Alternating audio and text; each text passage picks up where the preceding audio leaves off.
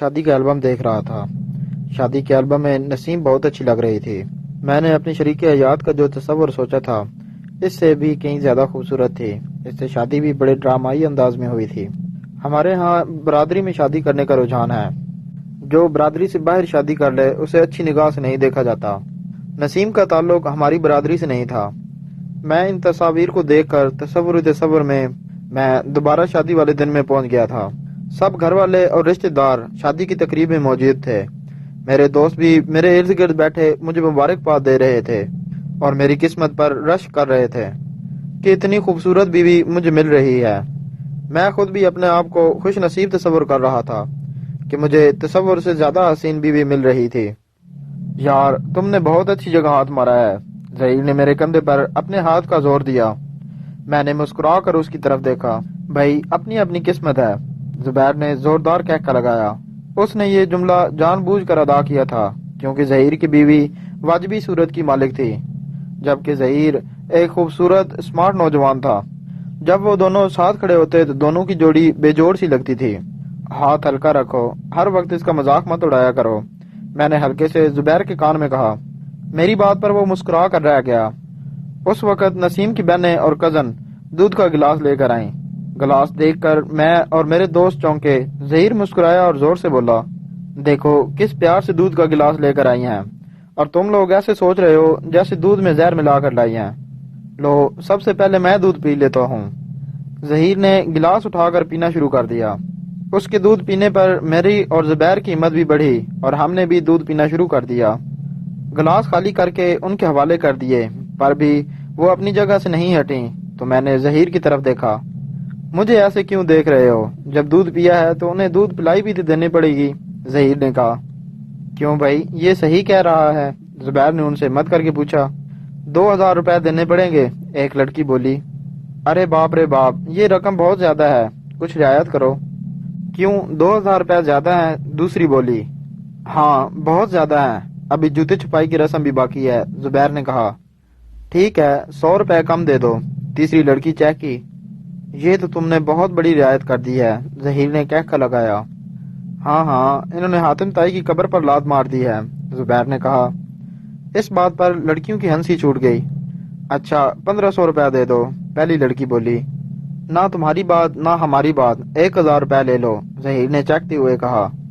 ظہیر کی بات پر لڑکیاں سوچ میں پڑ گئیں اور پھر مان گئیں۔ ظہیر نے اس وقت 1000 روپے کا نوٹ لڑکیوں کے حوالے کر دیا اور وہ خوشی خوشی چلی گئی۔ 1000 روپے میں بھی یہ دودھ مہنگا ہے، میں نے ظہیر کے کان میں سرگوشی کی۔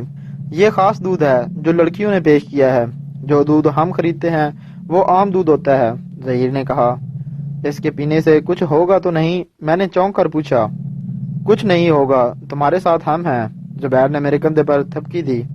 امی جان کی چیخنے کی آواز پر میں ماضی سے دوبارہ حال میں لوٹ آیا اور تیزی سے امی جان کے کمرے میں گیا۔ ابو بھی پریشانی کے عالم میں کمرے میں کھڑے تھے۔ کیا ہوا ابو؟ میں نے پوچھا۔ کچھ نہیں، تمہاری امی خواب میں ڈر گئی ہے۔ خواب میں ڈر گئی ہیں؟ میں نے پوچھا۔ ہاں وہی خواب نظر آیا تھا، ایک خوفناک شکل کی عورت ان کی طرف بڑھ رہی ہے اور وہ تمہاری امی کا گلا گھونٹ دینا چاہتی ہے۔ ابو اب ہر صورت امی جان کو کسی اچھے عامل کو دکھانا ہی پڑے گا، کیونکہ یہ خواب اب ان کو باقاعدگی سے آنے لگے ہیں۔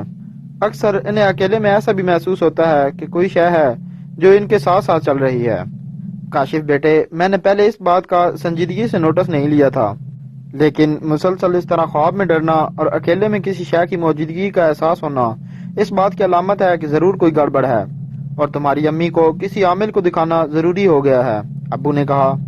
جی ابو، اس معاملے میں کوئی سستی نہ کریں، میں نے کہا۔ میں واپس کمرے میں آ گیا۔ شادی کی تصویر کا البم بیڈ پر پڑا تھا، اسے میں نے ایک بار پھر اٹھا لیا۔ دلہن کے لباس میں نسیم بہت پیاری لگ رہی تھی، بالکل چینی گڑیا محسوس ہو رہی تھی۔ رنگ بھی اس کا دودھیائی تھا جو اس کے حسن کو 4 چاند لگا رہا تھا۔ نسیم سے دوستی بھی ایک اتفاق تھا۔ ایک دن میں گھر میں فارغ بیٹھا ہوا تھا، مجھے بیٹھے بیٹھے بوریت کا احساس ہونے لگا تو میں نے چند SMS بنائے اور اپنے دوست کو بھیج دیے۔ SMS کیے مجھے ابھی چند منٹ ہی گزرے تھے کہ ایک SMS آیا، آپ کون ہیں؟ میں یہ پڑھ کر چونکا اور نمبر بھی نیا تھا۔ میں نے جواب میں لکھ دیا، آپ کون ہیں اور مجھ سے یہ کیوں پوچھ رہی ہیں کہ آپ کون ہیں؟ جواب میں پھر ایس ایم ایس آیا جس میں لکھا تھا آپ نے چند ایس ایم ایس مجھے کیے ہیں اس لیے پوچھا ہے۔ میں نے ایس ایم ایس پڑھ کر اپنے موبائل کو چیک کیا۔ بھیجے گئے ایس ایم ایس میں ایک نمبر وہی تھا جس سے مجھے ایس ایم ایس آیا تھا۔ جب میں نے نمبر کو غور سے دیکھا تو احساس ہوا جلد بازی میں زبیر کے موبائل نمبر کے آخر کے 2 نمبروں میں غلط بٹن دب گیا تھا، جس سے ایس ایم ایس زبیر کی بجائے غلط جگہ چلا گیا تھا۔ غلطی کا احساس ہونے پر میں نے فوری طور پر معذرت کا ایس ایم ایس کر دیا۔ جواب میں ایس ایم ایس آ گیا ویسے آپ کے ایس ایم ایس اچھے تھے اس لیے مجھے پسند آئے۔ یہ پڑھ کر میں زیر لب مسکرایا۔ اس دن کے بعد مجھے جو اچھے ایس ایم ایس دوستوں کی جانب سے ملتے وہ میں اس نمبر پر بھیج دیتا اور جواب میں دوسری طرف سے شکریہ ادا کیا جاتا۔ اس بات کو 6 ماہ گزر گیا تھے، نہ میں نے یہ جاننے کی کوشش کی کہ وہ کون ہے اور نہ ہی دوسری طرف سے جاننے کی کوشش کی گئی۔ ایک روز ایسے ہی میرے دل میں خیال آیا کال کر کے دیکھوں کہ جسے ایس ایم ایس کیا کرتا ہوں وہ کون ہے۔ کال کرنے پر ایک بہت ہی خوبصورت آواز کانوں میں رس گھولتی سنائی دی۔ آپ نے اپنے دل کے ہاتھوں مجبور ہو کر مجھے کال کر ہی لیا۔ اس کی آواز سن کر مجھے کچھ حوصلہ ہوا اور میں نے کہا ہاں، میں نے سوچا جس کو ایس ایم ایس کرتا ہوں اس کی آواز سن لوں۔ پھر کیسی لگی میری آواز؟ دوسری طرف سے آواز آئی، آواز بہت اچھی ہے، دل خوش ہو گیا ہے۔ کاش آواز کی طرح چہرہ بھی ایسا ہی ہو۔ میرے منہ سے بے اختیار نکل گیا، چہرہ دیکھنے پر ہی پتہ چلے گا۔ پھر کب چہرہ دکھاؤ گی؟ میں نے کہا جب تمہیں فرصت ملے آ کر دیکھ لینا۔ وہ ہنستے ہوئے بولی کہاں دیکھ لوں؟ جیب اجازت دے تو کسی ریسٹورانٹ میں، ورنہ ریسٹورانٹ ہی ٹھیک رہے گا۔ میں جلدی سے بولا ٹھیک ہے، جب تمہارا دل کرے ملاقات کا وقت طے کر لینا، لیکن ملاقات کا وقت دوپہر 1 بجے سے 2 بجے کے درمیان رکھنا، کیونکہ صبح میں ایک پرائیویٹ اسکول میں پڑھاتی ہوں اور گھر جانے کے بعد میں کچھ دیر آرام کرتی ہوں۔ شام میں بچے ٹیوشن پڑھنے آ جاتے ہیں۔ بڑی مصروف زندگی گزار رہی ہو؟ میں نے کہا ہاں، ابو کی کمائی میں پورا نہیں ہوتا، میرا بھائی نوید بھی کام کرتا ہے جب کہیں جا کر گزارا ہوتا ہے۔ مہنگائی بھی بہت ہو گئی ہے اس لیے سب گھر والوں کو مل کر کام کرنا پڑتا ہے جب کہیں جا کر گزارا ہو پاتا ہے۔ میں نے کہا ہاں، تمہاری بات ٹھیک ہے، مہنگائی نے غریب لوگوں کی سفید پوشی کا بھرم کھول کر رکھ دیا ہے۔ وہ بولی تمہارا نام کیا ہے؟ میرا نام بہت ہی مختصر 4 لفظوں پر مشتمل ہے، مجھے نسیم کہتے ہیں۔ بہت ہی پیارا نام ہے اور مجھے کاشف کہتے ہیں۔ تمہارا نام بھی اچھا ہے، تمہارے ایس ایم ایس کی طرح۔ وہ ہنستے ہوئے بولی لگتا ہے تم میرے ایس ایم ایس سے بہت متاثر ہو۔ میں نے کہا ہاں، ایس ایم ایس سے انسان کی شخصیت کا اندازہ ہو جاتا ہے کہ وہ کس سوچ اور کردار کا مالک ہے۔ وہ بولی میرے ایس ایم ایس تمہیں اچھے لگتے ہیں، یہ جان کر بڑی خوشی ہوئی۔ میں 2-3 دن کے اندر ملاقات کا وقت بتا دوں گا۔ میں نے یہ کہتے ہوئے کال بند کر دی۔ نسیم سے بات کرنے پر میرے دل میں بڑی خوشی سی محسوس ہوئی تھی۔ اس کیفیت کو لفظوں میں بیان کرنا مشکل ہے۔ وہ رات بھی بہت اچھی گزری۔ رات بھر میں اسے خواب میں دیکھتا رہا، وہ مجھے بہت حسین لگ رہی تھی۔ 2-3 دن کیسے گزرے میں ہی جانتا ہوں۔ ایک دن پہاڑ محسوس ہوا تھا۔ مقررہ دن وہ ملاقات کے لیے ہوٹل پہنچ گئی۔ ہم دونوں نے ایک دوسرے کو دیکھا نہیں تھا، اس لیے طے ہوا تھا کہ ہم صبح جو لباس پہنے اس کی تفصیل ایس ایم ایس کر دیں۔ اس لیے وہ میرے ٹیبل کی طرف ایسے آ گئی جیسے پہلے سے مجھے جانتی ہو، اور میں بھی اسے دیکھتے ہی پہچان گیا تھا کہ وہی نسیم ہے۔ زیادہ انتظار نہیں کرنا پڑا، وہ میری طرف جھکتے ہوئے بولی میں ابھی آیا ہوں۔ میں نے صاف جھوٹ بولا، میں حالانکہ مقررہ وقت سے 1 گھنٹہ پہلے ہی ہوٹل پہنچ گیا تھا۔ رات بھر مجھے نسیم سے ملاقات کرنے کا اشتیاق وقت سے پہلے ہوٹل لے آیا تھا۔ میں سوچ رہی تھی کہ لیٹ ہو گئی ہوں، کہیں تم میرا انتظار کر کے بیزار نہ ہو گئے ہو۔ وہ ہنستے ہوئے بولی انتظار میں بھی ایک لذت ہے، یہ وہی جانتے ہیں جو کسی کا انتظار کرتے ہیں۔ میں نے مسکراتے ہوئے کہا لگتا ہے مجھ سے ملاقات کرنے سے پہلے بھی کسی اور کے انتظار کا تجربہ کر چکے ہو۔ وہ مسکراتے ہوئے بولی نہیں، ایسی کوئی بات نہیں۔ میں اپنی بے وقوفی پر گھبرا گیا۔ انجانے میں نے یہ بات کہہ دی تھی۔ تیر کمان سے نکل چکا تھا اور مجھے اپنی غلطی کو سنبھالنا تھا، اس لیے سنبھل کر بیٹھ گیا۔ ارے اس طرح گھبرا کر میری بات کی تصدیق کر رہے ہیں؟ نسیم بولی یقین کرو، میری زندگی میں آنے والی تم پہلی لڑکی ہو۔ اس سے پہلے میں نے کسی لڑکی کا اس طرح انتظار نہیں کیا۔ میں نے وضاحت کی میں ایسے ہی مذاق کر رہی تھی اور تم سنجیدہ ہو گئے ہو۔ میں نے یقین کر لیا ہے کہ تم نے کسی لڑکی کا انتظار نہیں کیا، بس وہ مسکرائی۔ نسیم کے اس طرح کہنے پر مجھے کس قدر سکون ملا اور میرے چہرے پر اطمینان کی لہر دوڑ گئی۔ 1 گھنٹے تک ہم ہوٹل میں بیٹھے مختلف موضوعات پر تبادلہ خیال کرتے رہے اور پھر وہ اپنے گھر اور میں اپنے گھر لوٹ آیا۔ اسی دن ملاقات کرنے سے پھر ملاقاتوں کا سلسلہ رکا نہیں، چلتا رہا۔ محبت کے عہد و پیمان ہوئے اور پھر ہم شادی کے مقدس بندھن میں بندھ گئے۔ اگرچہ میری والدہ نسیم سے میری شادی کرنے کے حق میں نہیں تھی، وہ چاہتی تھی کہ میری شادی کسی ایسے امیر گھرانے میں ہو جو مجھے کاروبار میں سپورٹ کرے اور میں مالی طور پر مستحکم زندگی گزار سکوں۔ اس کے برعکس میں رومان پرور ثابت ہوا تھا۔ میری خواہش تھی کہ میری بیوی خوبصورت ہو اور رومانوی باتوں میں میرا بھرپور ساتھ دے۔ نسیم کی صورت میں ایک ایسی شریک حیات مل گئی تھی۔ نسیم کا قصور صرف یہی تھا کہ وہ ایک غریب گھرانے سے تعلق رکھتی تھی۔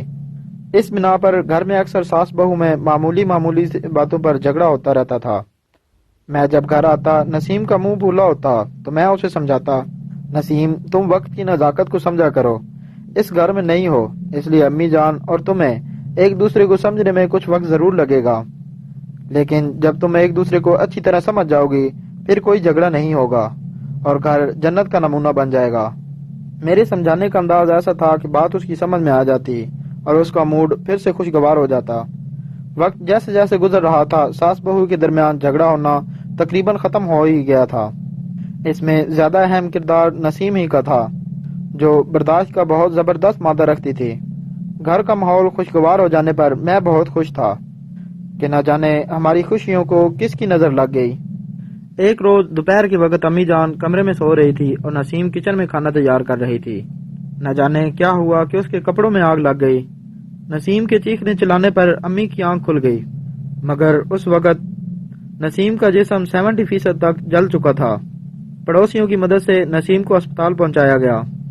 موبائل کے ذریعے مجھے اسپتال ہی بلا لیا گیا۔ ڈاکٹروں نے بہت کوشش کی کہ نسیم کی جان کسی طرح بچ جائے، مگر یہ ممکن نہ رہا تھا۔ اس نے اسپتال ہی میں دم توڑ دیا تھا۔ میں کئی ماہ تک اس صدمے کو نہیں بھلا سکا تھا۔ جب بھی تنہائی میسر آتی میری آنکھوں کے سامنے اسپتال میں نسیم کے دم توڑنے کا منظر آ جاتا۔ میں ابھی نسیم کا غم بھلا نہیں سکا تھا کہ امی جان کی طبیعت خراب رہنے لگی تھی۔ وہ ہر وقت خوف میں مبتلا رہنے لگی۔ انہیں ایسا محسوس ہونے لگا تھا کوئی شے ہے جو ان کے ساتھ سائے کی طرح رہنے لگی ہے۔ خواب میں بھی اکثر انہیں ایک عورت جس کے چہرے پر بال بکھرے ہوتے ہیں وہ انہیں ڈراتی ہے۔ نہ ڈرنے پر وہ زور سے ان کا گلا دبا دیتی ہے۔ ابا جان نے اپنے واقف کار ایک عامل جمشید کو دکھایا اور عامل جمشید نے بتایا کہ ان پر کسی روح کا سایہ ہے جو امی جان کو ہر وقت خوف میں مبتلا رکھنا چاہتا ہے۔ علاج کے ذریعے ہی اس روح سے نجات مل سکتی ہے۔ ابھی امی جان کا علاج شروع ہوئے دو دن ہی ہوئے تھے کہ امی جان سوتے میں چیخ مار کر اٹھ بیٹھی۔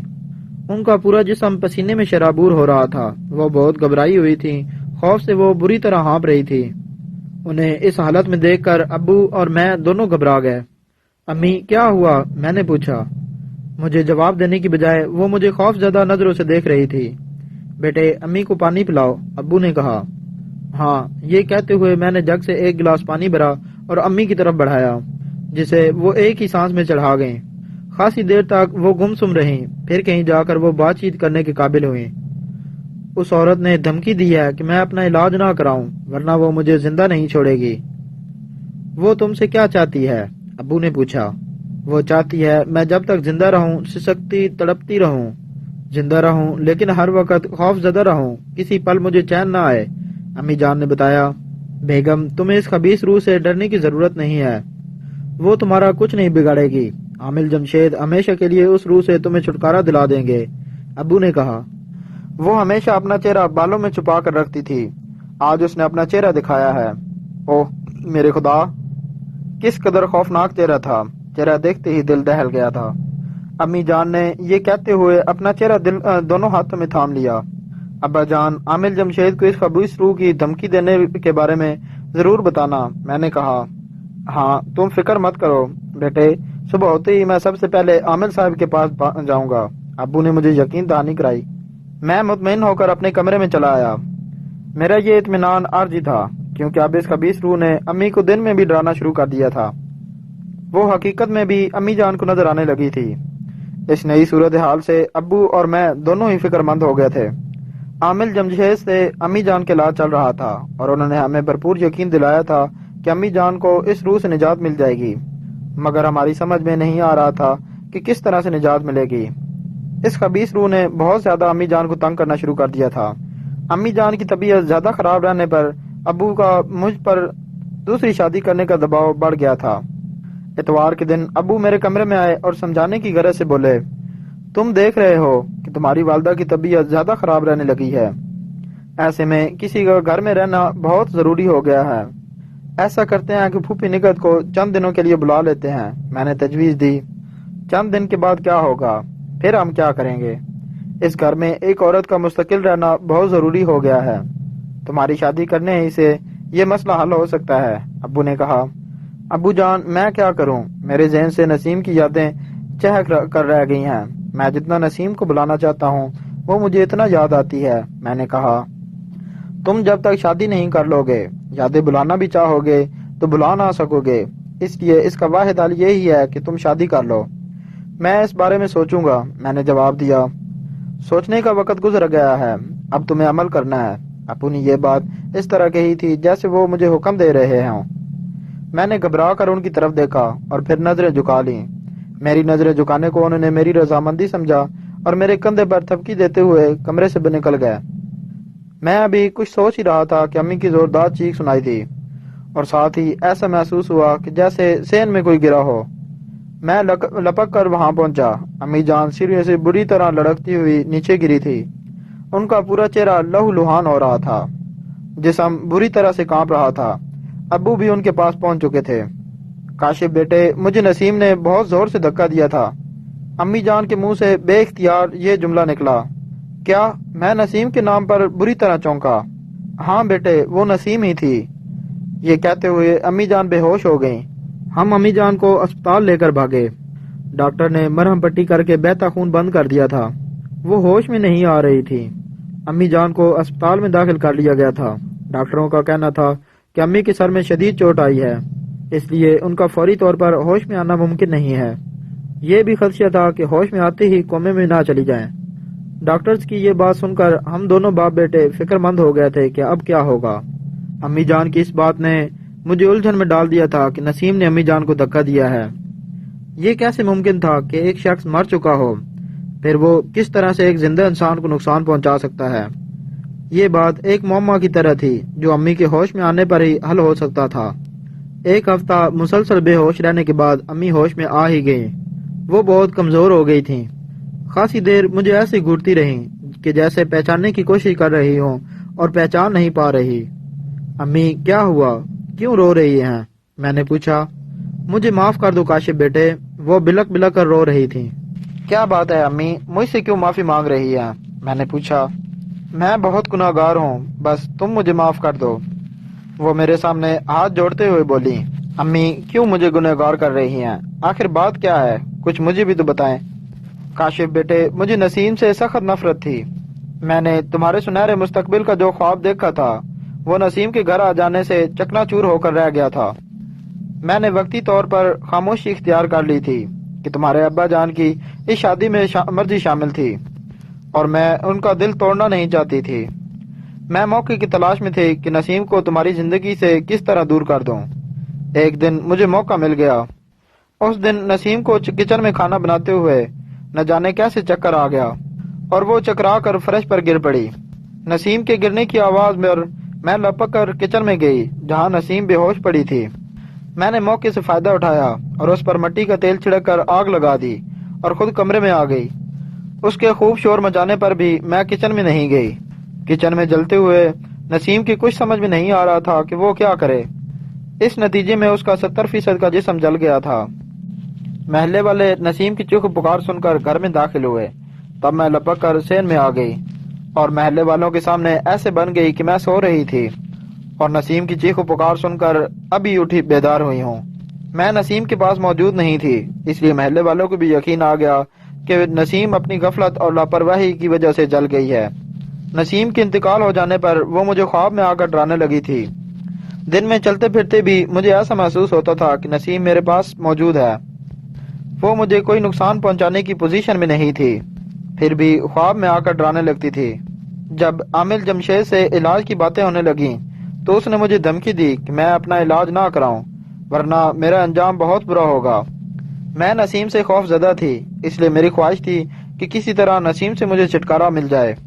وہ مر کر بھی مجھے اپنی صورت دکھاتی رہتی تھی اور مجھے اس کی صورت دیکھنا گوارا نہ تھا۔